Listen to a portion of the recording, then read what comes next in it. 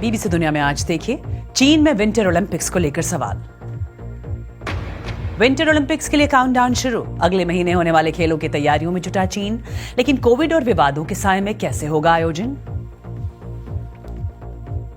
स्वागत है आपका बीबीसी दुनिया में। मैं हूं सारिका सिंह।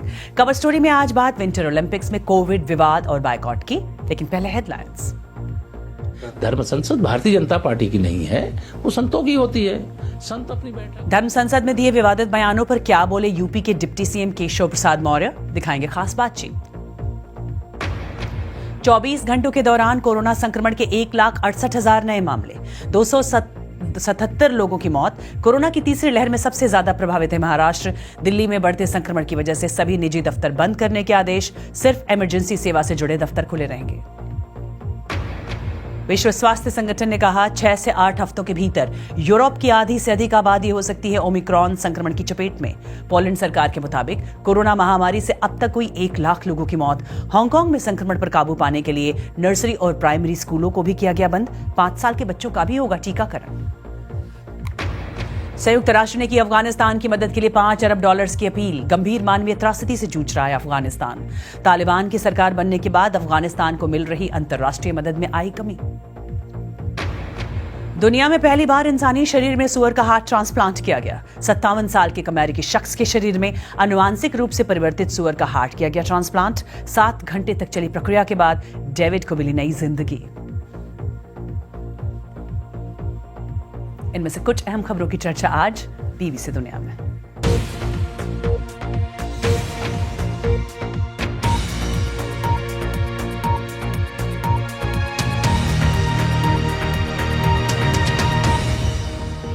दुनिया में कोविड संक्रमण एक बार फिर तेजी से बढ़ रहा है और ऐसे में सवाल उठने लगे हैं कि ओमिक्रॉन के साए में चीन में कैसे होगा विंटर ओलंपिक। पर सवालों के साथ विवाद और कई भी हैं। इस ओलंपिक को लेकर अमेरिका और चीन में फिर से तनातनी है। कोविड, विवाद और बायकॉट के साथ कैसे होगा विंटर ओलंपिक का आगाज? कवर स्टोरी में इसी की चर्चा।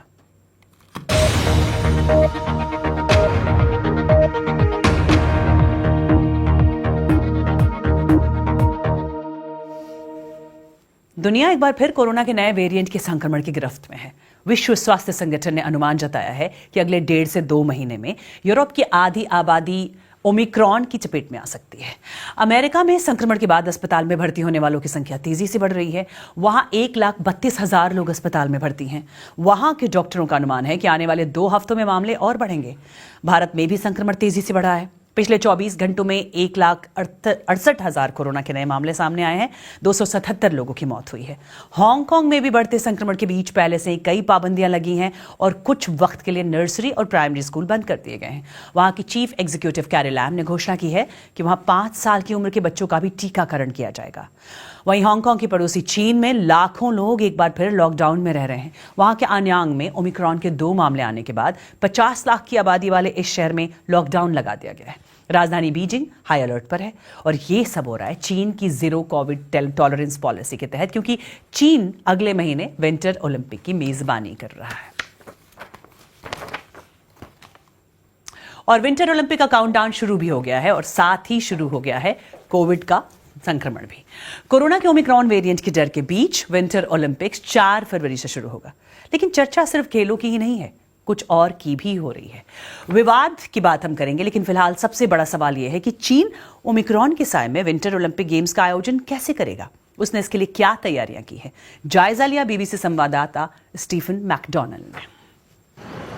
जब विदेशी एथलीट विंटर ओलंपिक के लिए बीजिंग पहुंचेंगे और अगर उनके इवेंट पहाड़ों में होते हैं तो वहां हाई स्पीड ट्रेन से यात्रा कर सकेंगे। और ऐसा इसलिए क्योंकि इनमें से कुछ ट्रेनें बबल व्यवस्था के तहत चलाई जा रही हैं। Ladies and gentlemen, welcome to take this train. और जल्द ही वो उत्तरी चीन के बेहद ठंडे सूखे इलाके से गुजरेंगे। यहाँ ट्रेन 350 किलोमीटर प्रति घंटे की रफ्तार से दौड़ती है। ये चीन का बेहद ठंडा इलाका है, लेकिन यहाँ बर्फबारी और बारिश दोनों होती रहती है, जिसका मतलब है कि विंटर ओलंपिक के लिए चीन को यहाँ आर्टिफिशियल बर्फ की जरूरत पड़ेगी। तेजी चेंग है विंटर ओलंपिक के मुख्य स्टेशनों में से एक और यहाँ बहुत ठंड होती है। ये पूरा स्टेशन आम लोगों के लिए बंद कर दिया गया है। इसे बबल स्टेशन में तब्दील किया जा रहा है। सिर्फ विशेष ट्रेनों में ओलंपिक पास के साथ सफर कर रहे लोग यहाँ से आ जा सकते हैं। यहाँ पहुँचने के लिए कोविड टेस्ट और ट्रैवल हिस्ट्री की जांच की जाती है। अब हम कॉर्नगिल के केंद्र में मौजूद हैं। ये पहाड़ों पर शीतकालीन ओलंपिक के आयोजन स्थलों में से एक है। लेकिन लोग कहाँ हैं? यहाँ लोग इसलिए नहीं हैं क्योंकि 1 महीने में शुरू होने वाले